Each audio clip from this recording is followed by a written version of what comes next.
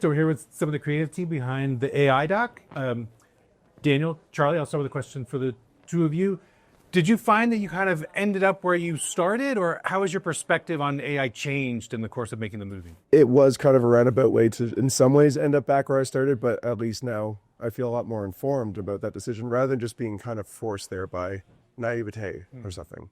No, I did not end up where I started, because when I started, I didn't know anything and I was a big dum-dum. I'm still a big dum-dum, but now I know a little bit more, and I feel very empowered by the information I've learned along the way, as well as the personal and emotional journey that I took. You see it in the movie. I started off a dum-dum, and then I went out and I got information, and I got really scared, and then I went out and again, I got more information, and I realized that I can channel my fear into existential dread, or I can channel my fear into action and empowering things that I can do. And that's a really cool thing to know that, like, what I have agency over is like how I perceive this and how I choose to respond to it. And I just don't have to live in the nihilistic goop that was my knee-jerk reaction. And so from that perspective, I feel like enlightened and informed, and that makes me happy. Because there's a subject in the film who says that, we get to decide what happens with AI. And I feel like there are a lot of people, it's sort of a prevailing opinion that people feel like it's something that's being forced on them. And is that an accurate, response? Are you asking me directly? Sure, I'll ask you.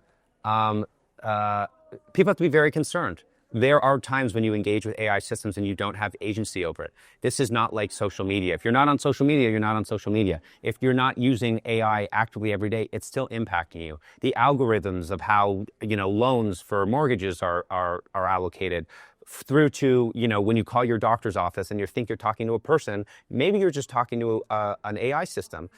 These are moments where it has to be disclosed. People have to be empowered to know when they are not using AI. And then as it pertains to the ChatGPTs of the world, these enormously helpful resources that are great in our day-to-day lives, we all have to be activated and critically thinking about how we use them, what we're using them for, how are they empowering and not replacing, and elements like that. Because, Danny, you've been very outspoken about how the ways in which AI is kind of being forced onto creative communities. How do you feel about that? What is it that people can do, if they feel it's being forced on them? I think this is this is just another chapter to a long story that we've all been experiencing, this relationship we have with not just technology itself, but with big tech, with these big tech companies, these 4 or 5 corporations, and the ways in which they have set the terms for how this technology has been implemented and integrated throughout society in every single industry. If you even just look to the example of social media, what happens when we take our hands off of steering wheels and allow a few people to decide how this technology is integrated, because we're afraid we're not the experts and we don't know better. And that's not true. We are all experts in our own different fields, in our own different ways, and we should be the ones setting the terms, because this is our house.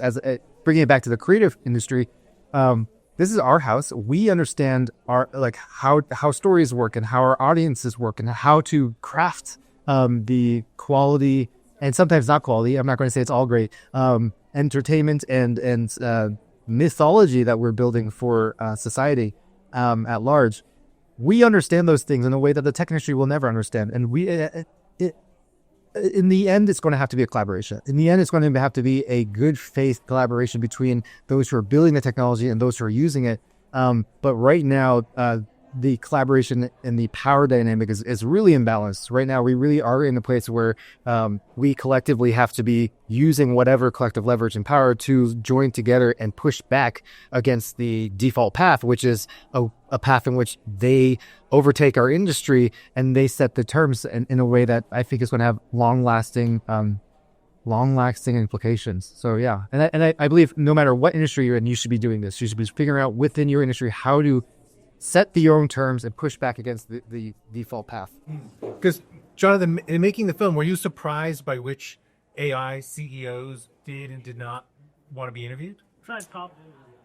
Well, I mean, it was a lot of work to get there. I think we naively, after we met at the Oscars, just thought we could email anyone and they would just say yes. And, it took a lot of work from our other producer, Ted Trumper, to really understand the full taxonomy of the tech industry.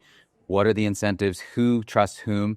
And we built a network of trust because we really wanted to represent their views. we don't have to agree with their views, but we wanted to actually give them a platform so that we could hear what they had to say, because this technology is so hard to understand. We really wanted to show what this technology is, what's driving this technology, and to kind of like take apart these myths of like it's either good or it's bad. We had to show that this technology is agnostic to that, and that exactly what you asked earlier, the trajectory we're on, this path that we're on, that is bad. And we need to all say, no, thank you. So the CEOs that came, some of them, I would say, in varying degrees, we would say that we trust more or less. But it's not about that. It's this whole incentive phrase. And so one of the really powerful things that happens in the movie, not to spoil anything because it's all public, is that how we got all these different labs is because each time they built a new one, a team within it said, I don't trust them, so we were going to build this one. Oh, I don't trust them, I'm going to build this one. And then now we have 5 companies, even more now, that are all racing.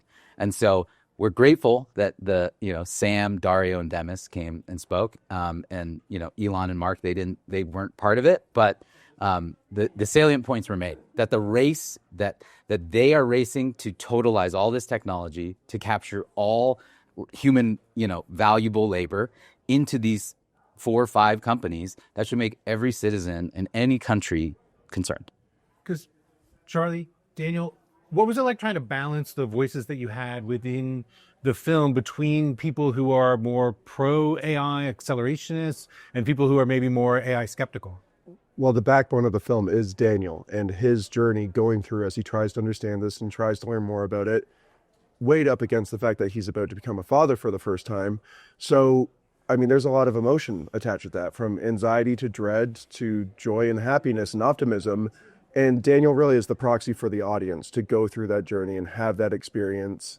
And so kind of to answer your question, like what you see Daniel going through the film is what happened.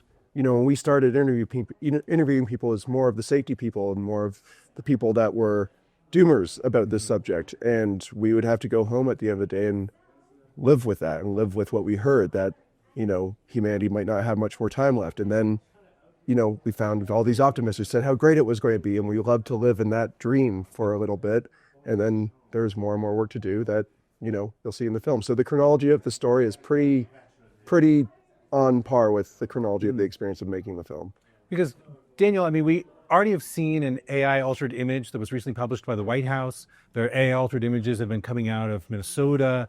Like, what do you feel like people can do who are feeling like that AI has become this tool of misinformation when they're just really concerned being sure that what they're getting is the truth? Well, first and foremost, this is the moment where critical thinking is critical. Everyone has to understand that now, for the first time in human history, you can no longer believe what you see, right? This is what the conceit of the AI-generated image. And everyone has to understand that and attune their media-savvy frequencies to just know that, see it at face value. This sort of disinformation thing has been all over social media for a while, but it takes on a new tonality, a sort of new sinisterness with the AI-generated imagery and with the sort of the reality that the highest levels of the American government are sharing this content. The irresponsibility of a president who shares this stuff because he thinks it's funny without being thoughtful about what it means or what it does. I imagine to a guy like Donald Trump, an AI-generated image is just a kind of a funny meme, like a funny thing. But that someone like that isn't necessarily thoughtful about how this trickles through to the broader culture and what it means and so on and so forth. So it's about care and attention and thoughtfulness and being discerning and being very critical and not taking anything at face value. That's what the moment is asking of us. And if I can add one thing, I think one of the things that we should be really clear-eyed about, this didn't have to happen. No one made these tech companies release this technology widely distributed to everyone. I think this is because I know people who have been in this space working and building things like, if you look at Matt Stone and Trey Parker, they have a company called Deep Voodoo. They've been building basically deep fake systems for a very long time, even before ChatGPT came out. They knew the power and the responsibility required to wield this technology. And so they made a choice to not release this publicly. They said, we're not going to do that. What did OpenAI and Stable Diffusion and Midjourney do instead? They said, this is a democratization tool where anyone can be creative.